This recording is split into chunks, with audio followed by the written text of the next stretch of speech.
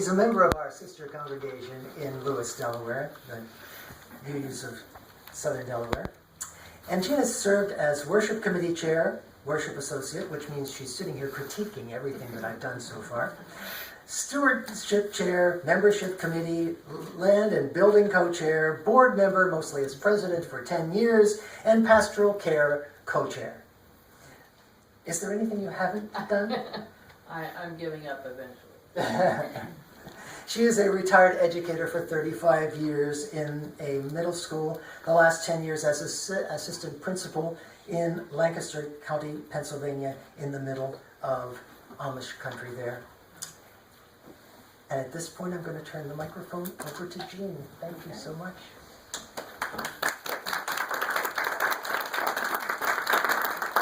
After that, I hope I'm okay. Just a little background. As John said, I do live in Lewis, Delaware now, and very involved with the Uufs of Southern Delaware. I originally am from Lancaster County, grew up there, spent my teaching career there. I went back to the school where I graduated from. So I never left Lancaster County until I retired. I am a recovering Catholic. Spent some time in the convent, short time. They caught on to me early on. And so in late 90s, I found Unitarian Universalism. And when I retired in '02, my wife and I moved to Lewis, Delaware, mostly because it was friendlier at that point. And we got very involved. I was involved in the church in Lancaster, the UU church. So when we came down here, we got very involved in the Southern Delaware UUs. And we were meeting in a gym, really, in middle school, with this huge blue whale on the wall. So we are now very fortunate to be able to be building our own building. So if you're ever in our area, please come and visit. The building should be done in June, and hopefully we'll be there in July. My topic today is called forgiveness. Forgiveness is not for the weak. Forgiveness can be one of the most difficult concepts to grasp. And this may explain why it's one of the most difficult and greatest gifts to give. One of the really good definitions I like of forgiveness was by Oprah Winfrey. Oprah's definition of forgiveness is, and I quote, "to accept the fact that the past can't change." And I quote again, "When I look back over many things that have happened in my lifetime, I can't tell you how much freedom I felt the moment I surrendered to the fact that no one, not even I, could go back and do it, whatever it was, over." It was at this moment when I really began to get my head out of the past and set my heart on the gift of the present and the possibilities of the future. If we pay close attention to our experiences, we really can learn life lessons that make us better people. Forgiveness is not denying that something bad happened. Not denying it. Forgiveness is not the denying. It is, in fact, what the experts are agreeing on right now, that forgetting is not necessary for forgiveness. You don't need to forget the bad experience in order to forgive. It's entirely unreasonable to expect someone to have a horrific thing happen in life and expect them to forget it. So in a nutshell, forgiving is about letting go. And how many of us have gotten so tired of hearing letting go from Frozen this year? Well, you're going to hear it a couple times more. So letting go of the power that a grudge has over us. and it does have power. This allows us to move on and become our best selves. Martin Luther King once said, "Forgiveness is not an occasional act. It's a permanent attitude. Peace is not possible without forgiveness." The freedom to be at peace in our own skin, that's what forgiveness allows for us. Allows us to be comfortable. We relinquish this freedom when we hold on to the anger and resentment. Enormous amounts of energy are wasted. Energy wasted when we hold back our love, hold on to the hate, and harbor bitter feelings. The only remedy is letting go and being willing to forgive. Revenge doesn't take bravery. It is, in fact, the easy way out. We have seen far too many instances of disastrous results of revenge, from individual citizens turning to self-righteous violence, to tribal or religious wars such as Rwanda, Darfur, Ireland, and Israel, to suicide attacks around the globe by fundamentalists. And where have any of these wars taken us? Not to a greater peace, not to a greater understanding of our enemies, not to a safer world, but only to more violence, hatred, and heartbreak. In October 2nd of 2006, Charles Roberts barricaded himself inside an Amish schoolhouse, tied up 10 girls, and opened fire, killing 5 and injuring 5 others before taking his own life. It was a horrifying crime, and certainly unexpected in a peaceful Lancaster County community of Nickel Mines, Pennsylvania. What we are accustomed to seeing after such an event is a call for so-called justice, for retaliation of some sort. Nor is it unusual for even the family of the killer to receive threats of retaliation and be forever scarred.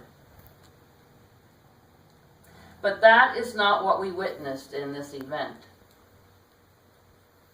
Almost immediately after the tragedy occurred, members of the Amish community spoke only of compassion for the perpetrator of the crime. The grandfather of one of the victims said, "We must not think evil of this man."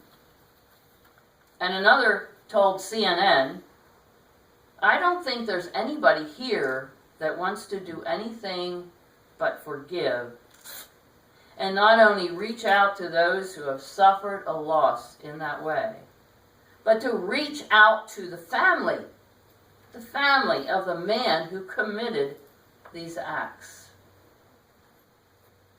Charles Roberts' father is a retired police officer. And he was so concerned, extremely concerned about facing his Amish neighbors after this happened. But a neighbor laid their arm across the slumped, sobbing Henry Roberts and said, "Roberts, we love you. We don't hold anything against you or your son. We're a forgiving people." And that's exactly what happened. The Amish visited the family of the gunman and offered them forgiveness and comfort. This horrific crime is very hard for me to put away. I grew up in this area. my immigrant Italian family settled here. Charles Roberts lived down the street from my aunt. My sister just over the hill from the school, from the Amish school. And I could go on. I have relatives all over the place. Every time I go to Pennsylvania to visit my parents and family, I pass the grave site of those 5 Amish girls, murdered girls. And I never, ever forget what happened with that crime. I passed the house where he lived and the very small Methodist church where many of my relatives have been buried, where my parents will be laid to rest. And Charles Roberts lies in an unmarked grave. One of the grief counselors for the Amish was Jonas Byler, and he was not a stranger to tragedies and forgiveness. Jonas and his wife, Anne, left the Amish with an 8th grade education and joined the Mennonite church. They had 2 children, Joy and Angela. Angela was 2 years old when a terrible farm accident happened on their farm. Anne's sister was driving a tractor that ran over Angela and killed her. There were 7 years of silence, they say. In the meantime, Anne had an affair with the Mennonite minister at her church, along with many others, by the way. It was a bit of a scandal in the area. But he took advantage of her. Now, before I go on, I want to go back and just give you a little story. At that time, that summer that Angela was killed, in that fall, I was teaching 6th grade. And I had Joy, the other daughter, in my class. And she came, I was student council advisor at the time, and we were having a meeting, and she came to me, we were trying to figure out, what do we do every year for Teacher Appreciation Day that we could afford?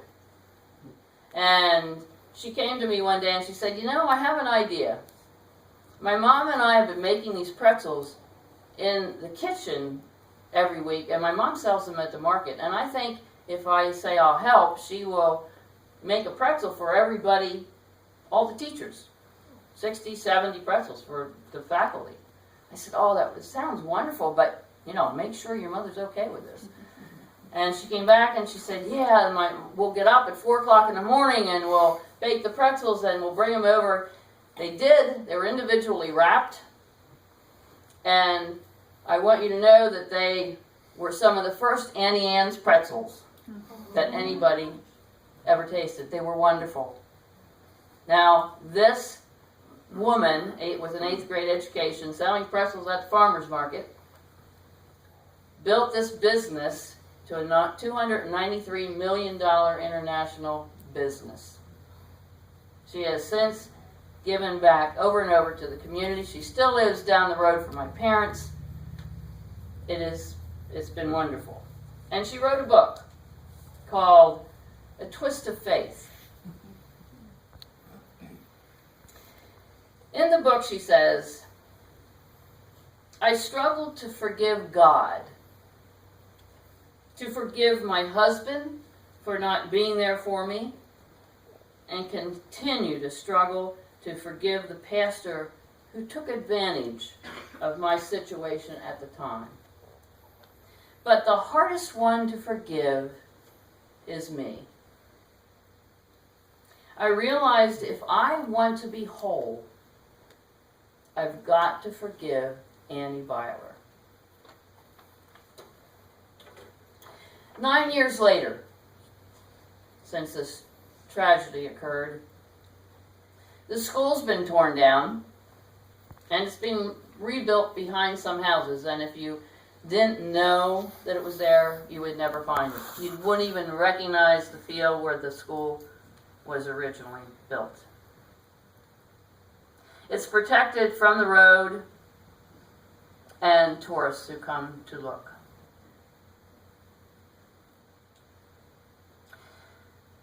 Also, the killer's mother, Terry, once a week spends time with a 15-year-old Amish girl named Rosanna, who sits in a wheelchair and eats through a tube. Terry bathes her, sings to her, reads to her. She can only guess what's going on in Rosanna's mind because she can't speak. Her son did this to her. Terry Roberts forgave, saying the world needs more stories about the power of forgiveness and the importance of seeking joy through adversity. Rosanna King's father, and who was a childhood friend of mine, Chris King, said, "The Amish are like anyone else, with the same frailties and emotions. We hope that we have forgiven, but there actually are times that we struggle with that. And I have to ask myself, have I really forgiven? We have a lot of work to do to live up to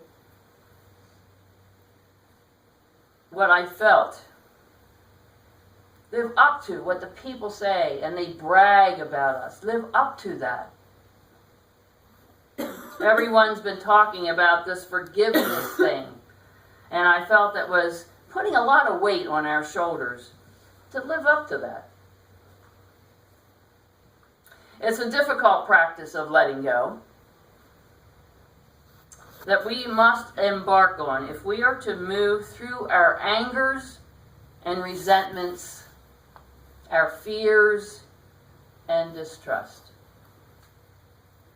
We must be that people letting go of our anger so that we can land at perfect rest. If we don't, we run the risk of becoming emotionally paralyzed by a bitterness that eats away at us like a cancer.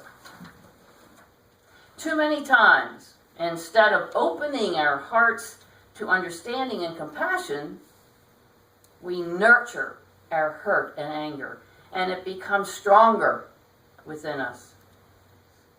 After the 9/11 attacks, and you may have heard this, there was a Native American story circling the internet about a grandfather talking to his grandson about his feelings of anger. The grandfather said to the boy, "I feel as if I have two wolves fighting in my heart. One wolf is the vengeful, angry, violent one. The other wolf is the loving, compassionate one." And the grandson asked, "Well, which wolf will win the fight in your heart?" And the grandfather simply answered, "The one I feed. The one I feed." Forgiveness doesn't mean forgetting the wrong that has been done. The Amish shootings will never be forgotten. The Bilers will not forget the young life taken from them. It doesn't mean burying our anger and hurt. But it does mean require that we not feed the memory of the anger. Don't feed it. That we not cling to it like a child clings to a security blanket. Forgiveness becomes a gift, and I think this is the most important thing. Forgiveness becomes a gift we give ourselves, not the other person. It's for ourselves. After all, we can't control any other person, place, thing, or event in our lives. We cannot change anyone else. All we can do is control the actions that we take, most of what we say, and some of what we feel. If we continue to nurse our anger until the other person makes amends, well, fueled by our sense of righteous anger, we not only continue to respond as victims, we are basing our happiness, our own happiness, on the actions of someone else. In effect, giving that person who has already wronged us control of our happiness. When we take responsibility for our own health and well-being, forgiveness can become more of an option as something we do for ourselves, not the other person. Forgiveness begins in anger. Forgiveness is a choice made at the last of the healing process, not at the beginning. It takes time. And forgiveness is something that we do for ourselves, not for the other person. And please know, it is not easy. So let us open our hearts even wider so that we too can be tender and compassionate, slow to anger, and rich in love. And may our compassion and love radiate beyond ourselves to a broken world that yearns for healing, especially in the light of the unrest in New York, Ferguson, and now Baltimore. May we become the source of peace. Because we never know when or what will teach another's heart. Blessed be.